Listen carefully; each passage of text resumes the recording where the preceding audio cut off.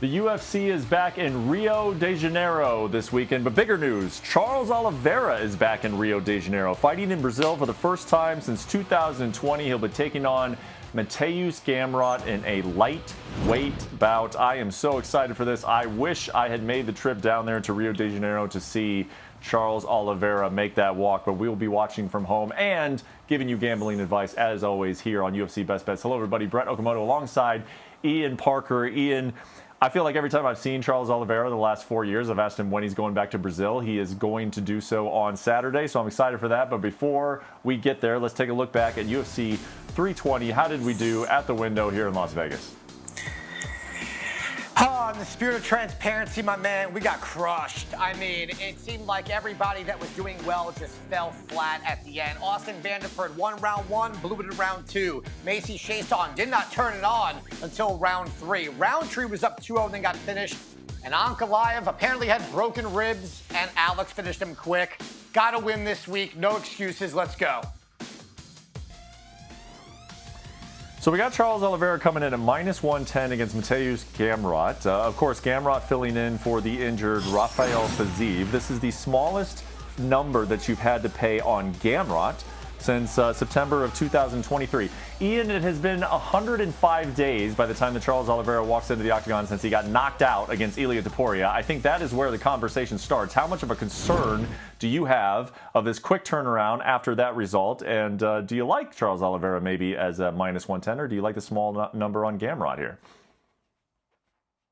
Well, to answer your first question, it is a concern for me because not only has he was knocked out, then he's been knocked out a bunch of times in his career. He's been dropped multiple first rounds in a lot of his fights. That knockout to Ilia Topuria, though, was devastating. And I was a little surprised because he's not overly active throughout the years. And to come back this quick just because of Brazil, I don't love that. Now, when he was fighting Rafael Fiziev, it's a little bit different. You were fighting a striker with knockout power.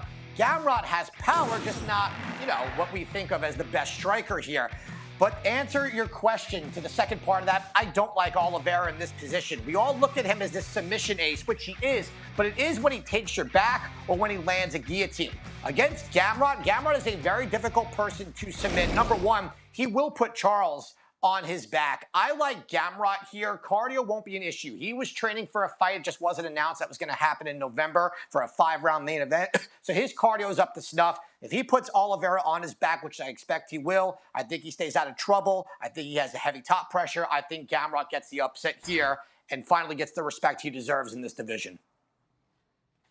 I like the number at Gamrot -110. I don't like the idea of having to watch 25 minutes. I'm going to be on the edge of my seat wondering if Charles Oliveira can pull off a magic submission down there in Rio de Janeiro. But Gamrot at -110, it does seem like that would be the side that I would take if I was taking a side on this main event. Let's move to the co-main event. And boy, has the narrative changed over the years on Davis and Figueiredo. I mean, when this guy was running the flyweight division, you were getting him at some high prices. Now the high prices are going the other direction. Montel Jackson is a -320 favorite against Davis and Figueiredo. How are you going about trying to handicap this matchup?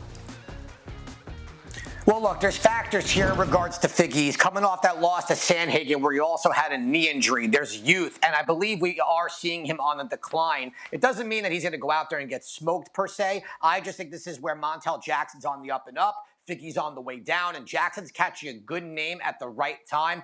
I'm not taking this fight as a best bet. I would take Jackson, though. He will be in our long shot to win by decision. I still think Figgy has that durability, especially on the feet. We've seen Jackson with power.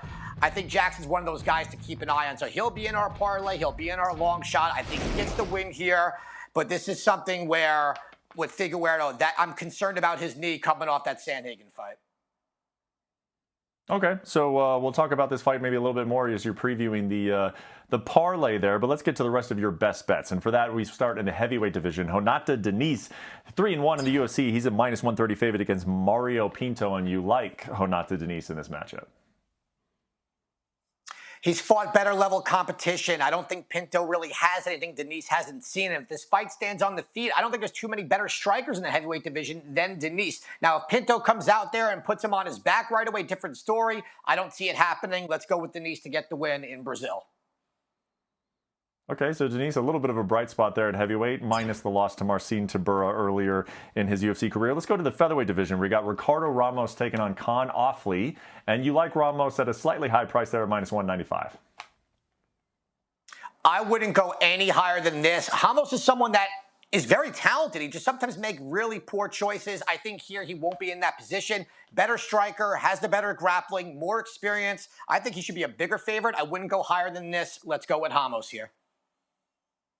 Okay, I'm just humming right along through your best bets. We move to the featherweight division, or I guess we stay in the featherweight division. Lucas Almeida taking on Michael Aswell, and you were taking the over of this 145-pound fight.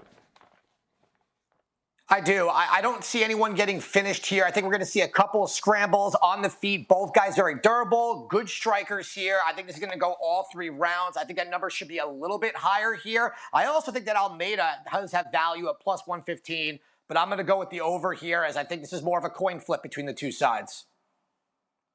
Okay, so we're paying a little bit of juice again at minus 175. On this next one, you were actually taking a small favorite. It goes down in the flyweight division. What is your next best bet for UFC Fight Night?